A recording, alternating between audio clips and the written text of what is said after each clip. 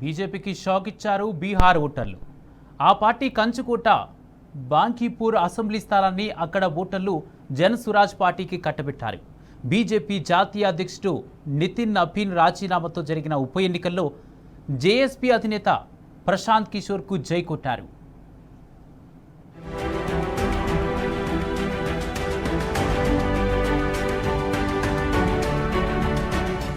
బీహార్లో బీజేపీ కంచుకోట బద్దలైంది. బాంకీపూర్ అసెంబ్లీ ఉప ఎన్నికల్లో జన్సురాజ్ వ్యవస్థాపకుడు, ఎన్నికల వ్యూహకర్త ప్రశాంత్ కిషోర్ చరిత్ర సృష్టించారు. బీజేపీ అభ్యర్థి నీరజ్ కుమార్ సిన్హాను 19,324 ఓట్ల తేడాతో ఓడించి తన పార్టీకి ఆయన తొలి ఎన్నికల విజయాన్ని అందించారు.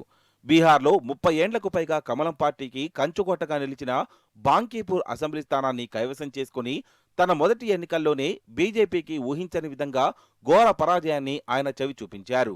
ప్రశాంత్ కిషోర్కు 64,151 ఓటు రాగా సిన్హాకు 44,827 ఓట్లు లభించాయి. ఆర్జేడీ అభ్యర్థి రేఖా గుప్తా 14,273 ఓట్లతో మూడో స్థానంలో నిలిచారు. తొలి రౌండ్ ఓట్ల లెక్కింపు నుంచే ప్రశాంత్ కిషోర్ ఆధిక్యతను కనబరుస్తూ వచ్చారు.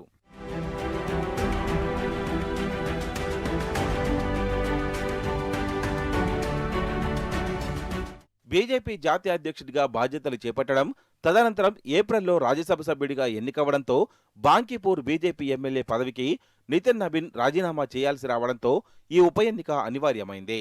1995 నుంచి నబీన్ తండ్రి దివంగత నవీన్ కిషోర్ సిన్హా, ఆ తర్వాత స్వయంగా నితిన్ నబీన్ బాంకీపూర్ నియోజకవర్గానికి ప్రాతినిధ్యం వహిస్తూ వచ్చారు. తద్వారా ఈ స్థానాన్ని బీజేపీకి ఒక కంచుకోటగా మార్చారు. నితిన్ నబీన్, బీహార్ ముఖ్యమంత్రి సమ్రాట్ చౌదరి, దాదాపు 40 మంది కేంద్ర, రాష్ట్ర నాయకులతో సహా అధికార ఎన్డీఏ కూటమి తన సర్వశక్తులను ఒడినప్పటికీ ఘోర పరాజయాన్ని చవిచూడక తప్పలేదు.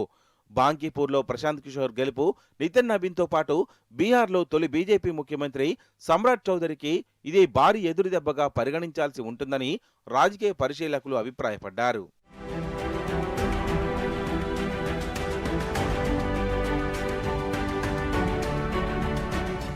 బాంకీపూర్ ప్రజల తనపై ఉంచిన నమ్మకాన్ని కాపాడుకోవడమే తన మొదటి ప్రాధాన్యతనని విజయం తర్వాత ప్రశాంత్ కిషోర్ తెలిపారు. బాంకీపూర్ అభివృద్ధికి తన సాయశక్తిలా కృషి చేస్తానన్నారు. బీజేపీ నాయకత్వానికి బాంకీపూర్ ప్రజలు స్పష్టమైన సందేశం ఇచ్చారని, బీహార్కు ఒక మంచి వ్యక్తిని ముఖ్యమంత్రిగా నియమించమని ప్రజలు చెబుతున్నారని ఆయన తెలిపారు. 30 ఏండ్ల కంచుకోట 30 రోజుల్లో కూలిపోయిందని ఆయన వ్యాఖ్యానించారు. విద్య, ఉపాధిపై దృష్టి పెట్టే మంచి నాయకత్వం బీహార్కు అవసరమని ఆయన చెప్పారు.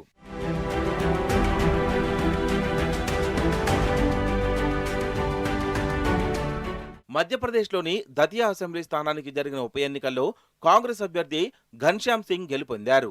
బీజేపీ అభ్యర్థి అశుతోష్ తివారీని 6,016 ఓట్ల తేడాతో ఆయన ఓడించారు.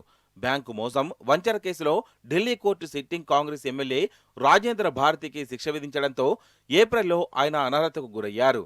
దీంతో దతియా అసెంబ్లీ ఉప ఎన్నిక అనివార్యమైంది. వడోదరా జిల్లాలోని మంజల్పూర్ అసెంబ్లీ స్థానానికి జరిగిన ఉప ఎన్నికల్లో బీజేపీ తన సీటును నిలబెట్టుకున్నప్పటికీ భారీ స్థాయిలో ఓట్ల శాతాన్ని కోల్పోయింది. బీజేపీ అభ్యర్థి సతీష్ గోవింద్ భాయ్ పటేల్ తన సమీప కాంగ్రెస్ అభ్యర్థి మాజీ మంత్రి బికాభాయ్ రబారీని 30,630 ఓట్ల తేడాతో ఓడించారు. 2022 అసెంబ్లీ ఎన్నికల్లో ఇదే స్థానంలో బీజేపీ 1,754 ఓట్ల ఆధిక్యాన్ని సాధించింది. బీజేపీ సీనియర్ ఎమ్మెల్యే, మాజీ మంత్రి యోగేష్ పటేల్ జూన్లో మరణించడంతో ఉప ఎన్నిక అనివార్యమైంది.